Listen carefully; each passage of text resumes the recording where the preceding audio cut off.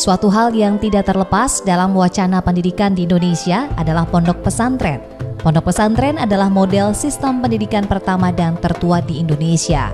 Keberadaannya mengilhami model dan sistem-sistem yang ditemukan saat ini. Pondok pesantren bahkan tidak lapuk dimakan zaman dengan segala perubahannya. Sejak berdirinya, pesantren memiliki peran strategis dalam kehidupan masyarakat. Kebanyakan pesantren memposisikan dirinya sebagai lembaga pendidikan keagamaan atau tafakuh fiddin. Namun seiring dengan perkembangan zaman, tidak sedikit pondok pesantren yang bermetamorfosa menjadi pondok pesantren modern. Dalam perjalanannya, pesantren telah menyelenggarakan pendidikan formal, baik berupa sekolah umum maupun sekolah agama atau madrasah, sekolah umum dan perguruan tinggi. Namun tidak sedikit pesantren yang masih tetap mempertahankan tradisi utamanya sebagai pesantren tradisional atau yang disebut pesantren salafi. Seperti halnya pondok pesantren Miftahul Ulum yang berlokasi di salah satu sudut wilayah Kabupaten Serang. Assalamualaikum warahmatullahi wabarakatuh.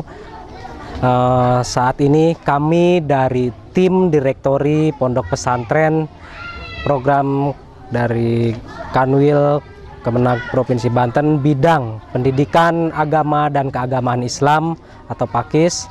Saat ini kami sedang berada di pondok pesantren Miftahul Ulum, pondok pesantren Salafiyah yang ada di Kampung Lebe, Desa Babakan Jaya, Kecamatan Kopo, Kabupaten Serang.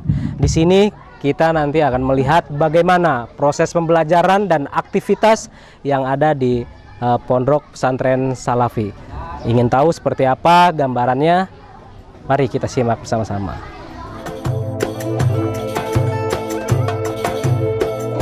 Pondok pesantren atau Ponpes Miftahul Ulum merupakan salah satu ponpes Salafi yang menerapkan pendidikan agama Islam dengan metode yang masih tradisional.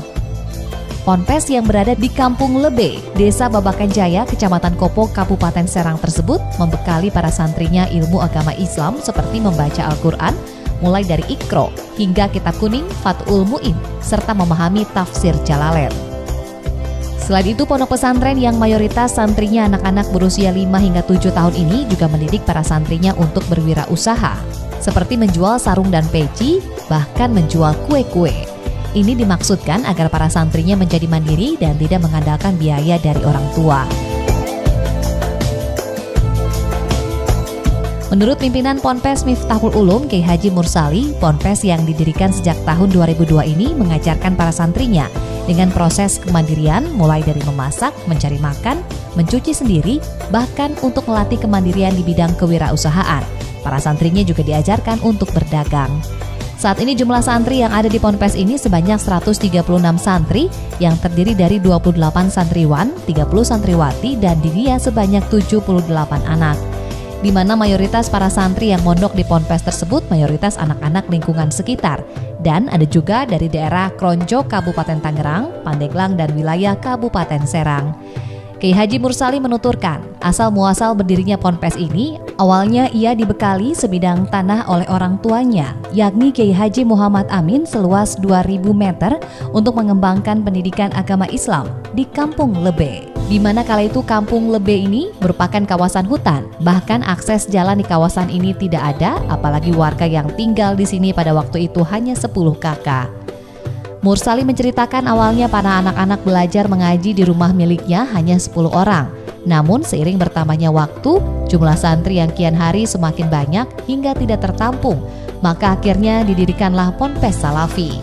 Setahun kemudian tahun 2003 mendirikan kobong. Awalnya hanya 2 kobong, kemudian dibantu dana orang tua untuk membangun 4 kobong lagi.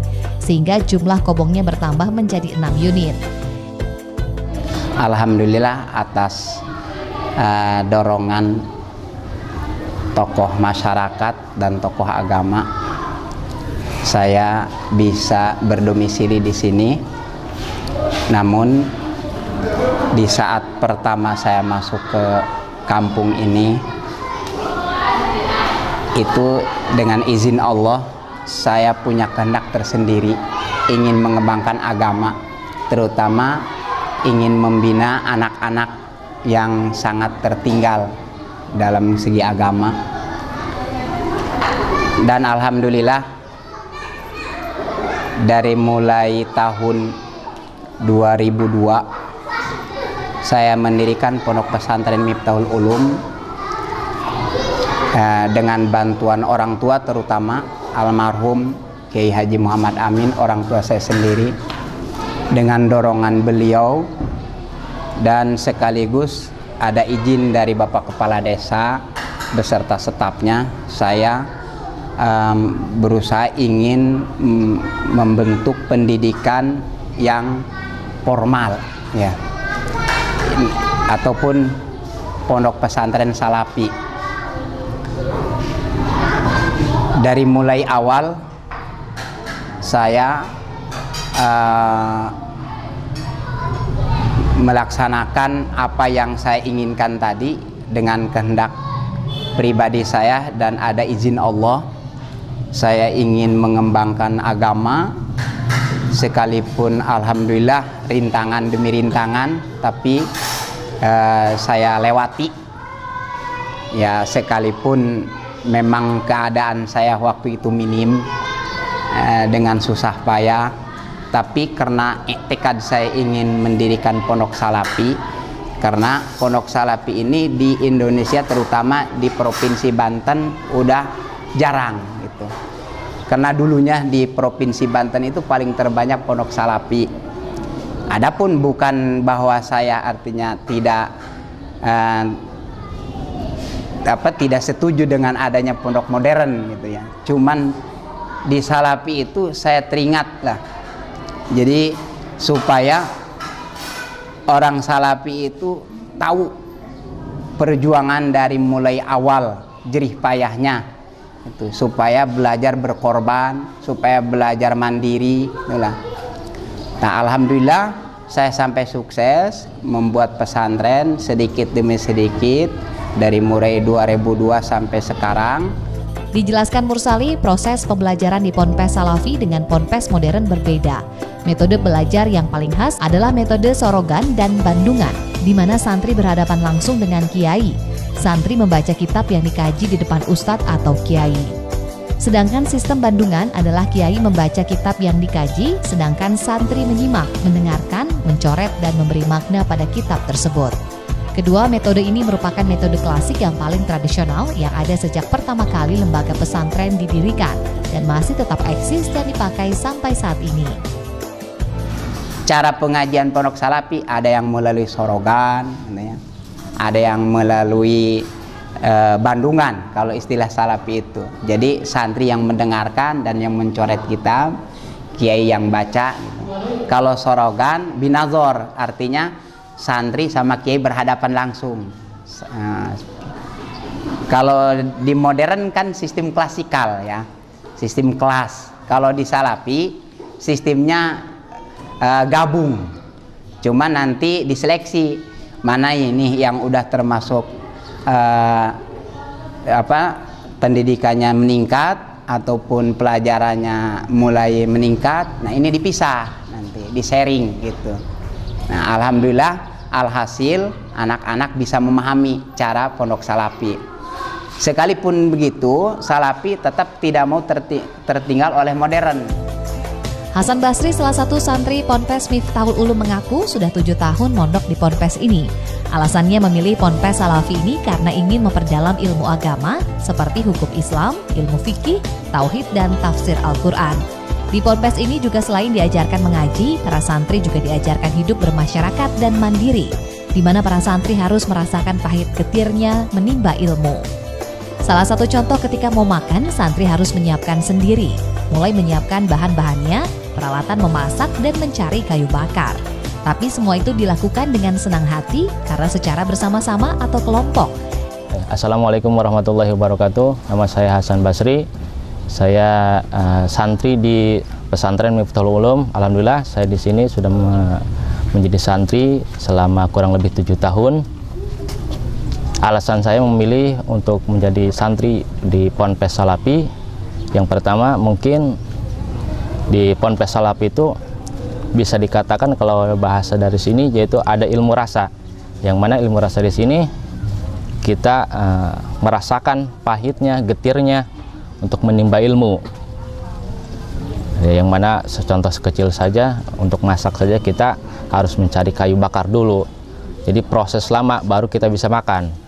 Beda dengan pesantren yang lain yang mungkin dicukupi oleh pesantren, ditanggung segala dari makan segala macam oleh pesantren, tapi kita di sini berdikari sendiri untuk menimba ilmu bagaimana caranya kita bisa berhasil apabila kita sudah keluar dari pesantren, bergabung dengan masyarakat. Itulah saat-saat utamanya seorang santri berhasil atau tidaknya menimba ilmu selama di pesantren.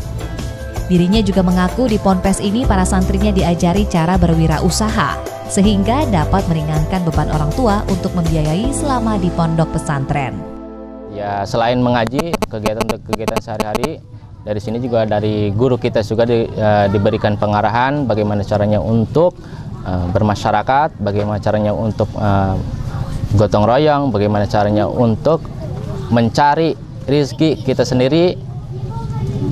Ya, kita juga tidak, guru kita juga tidak mengajarkan kepada kami untuk hanya menunggu biaya dari orang tua, tapi kita juga bagaimana caranya kita mencari nafkah untuk kita sendiri. Contohnya seperti berdagang, apa saja yang bisa kita lakukan untuk menghasilkan sedikit rezeki untuk bekal kita di pesantren sendiri, tidak hanya menaruhkan orang tua. Perkembangan salafiyah di Desa Babakan Jaya itu sangat bagus dan sangat menekan sekali dengan angka terjadinya kasus asusila. Bahkan kalau bahasa kasarnya, kalau kita lihat perkembangan sebelum adanya